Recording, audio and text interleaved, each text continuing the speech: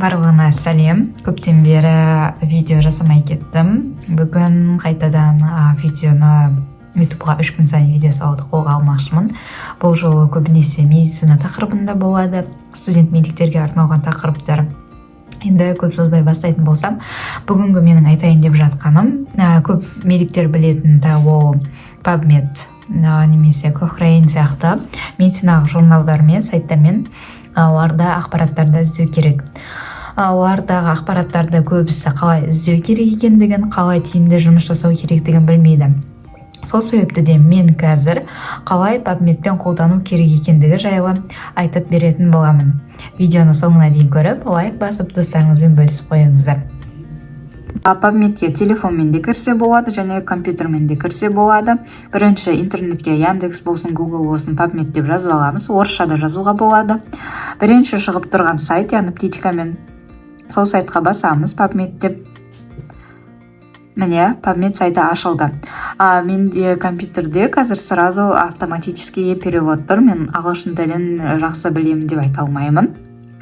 Кейбір ақпарат сөздерді, ғылыми сөздерді білмей қалатын кездерім болады. Сол себепті де мен орыс тілінде аудармасымен де қараймын. Осылай поисковая строка шықты, сол жерге өзімізге керек сөзді жазамыз. Керек сөзді орысша жазып алсақ болады переводчикпен. Переводчик. С английского на русский. Переводында тек қана іздеген кезде ол тек қана ағылшын тілінде іздейді, сол себепті де ағылшын тілінде жазып аламыз. Мысалыға пневмонияны алайық. Пневмония, егер ағылшын тілін білетін болсаңыз, тіпті керемет, олай жазып отырудың қажеті жоқ. Мына жерге пневмония деген сөзді қоямыз и поискті басамыз. PubMedтің басқа сайттардан бір жақсы ерекшелігі, мысалға UpToDate алатын болса, UpToDate'ті алу үшін өзінің арнайы стипендиясы керек, немесе аққа төлеп алу керек болады. Ал PubMed студенттерге қолдануға өте ыңғайлы. Сол себепті де тегін түрде жасалған. Ал ол жерде тегін қалай істейміз? Мына жерде полный текст деп тұрады, full free text. Соған басып, птичка қойып кетеміз. Немесе сізге егер де тек кіріспесі не жайлы жазылған керек болса, онда аннотацияға кіреміз. Мұнда жылды да таңдап алуға болады. Мұнда 1800 жылдан бері пневмония жайлы зерттелген. Мен көбінесе соңғы жылдардағы зерттеулерге қызығамын. Сол себепті де 2015-2000 содан қарай былай қарай қоямын.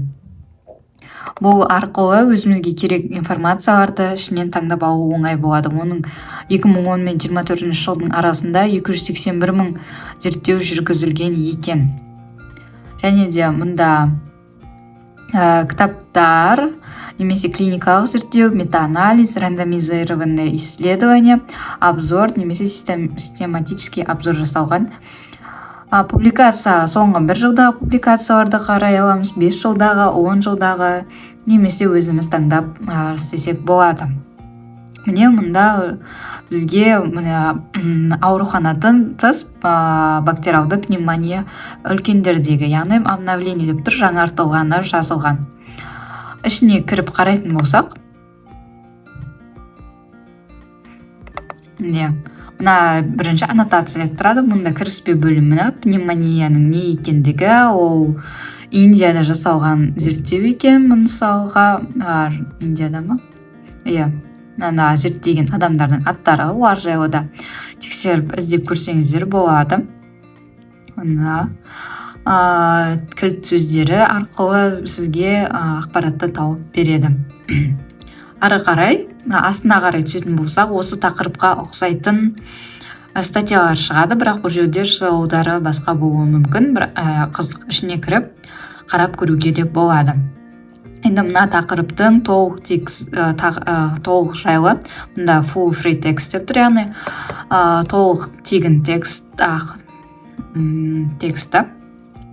Не қазір загрузка. Мұнда 2020 жылға сәуір айында жасалған зерттеу. больница, так, институт здравоохранения, анда мне вот не означает со стороны так, бактериальная индийская медицина, пневмония көптеген аурулардың және өлімнің себебі болып табылады. Көбінесе Индияның 23%-ында пневмония 14 және 30%-ында өлім жағдайына алып келеді екен. Негізгі қоздырғышы стрептококк пневмония деп саналады, және жаңада патогендері бар екендігін зерттеген болатын. Так. Мынау кіріспе бөлімі пневмония жайлы не жазылған? Мысалға төменгі тыныс жолдарының өлім жағдайы 2,4 миллионға дейін алып келеді екен. Бұл өте үлкен көрсеткіш, статистика болып табылады. Статистикалық мәліметтерді әлемдегі болып жатқан осында, тіпті қазақстандықта статистикалық мәліметтерді табуға болады PubMed арқылы. Мұнда міне қоздырғышында зерттеу жұмыстары жүргізілген. Осының ішінен оқып, өзіңізге керек ақпаратты тауып, ары қарай сабаққа қолдануға болады, немесе егерде ғылыми жоба жазатын болсаңыз, соған да қолдануға болады. Соңғы жағында зерттеу нәтижелері, қандай нелер қолданғандығын барлығын айтқан. Ағылшынша, бірақтан қазір барлық компьютерлерде орыс тіліне, телефондарда орыс тіліне аударуға ыңғайлы, тіпті қазақ тіліне де аударуға болады. Бірақтан бұл ағылшын тілін оқымау керек деген сөз емес. Ағылшын тілін бәрібір оқу керек. Мен соңғы қорытындысына қарай келетін болсам мына тақырыптың. Міне. Так. Принять содействие пациентам. Келесі тақырыпты қарайтын болсақ, пневмония бойынша. Организация пневмония 2022 жылғы балалар ауруханадағы тіс пневмония балалардағы дегенде бар екен. Бұнда да тегін тексті жазылған аннотация. Осылай. Мына жерде амбулаторное введение, антибиотик.